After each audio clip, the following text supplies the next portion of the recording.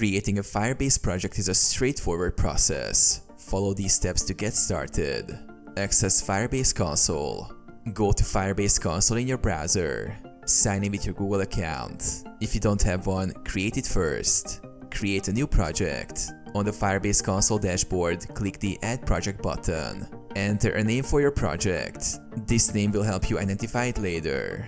Enable Google Analytics. You can enable Google Analytics to track your project's usage and performance. If you choose to enable it, you will need to select or create an analytics account and specify the location. Configure project settings. Review and accept the Firebase terms and conditions. Click Continue to proceed. Wait for initialization. Firebase will take a few seconds to set up your project and integrate the services you selected. Access your project. Once setup is complete, click Continue to access your project dashboard.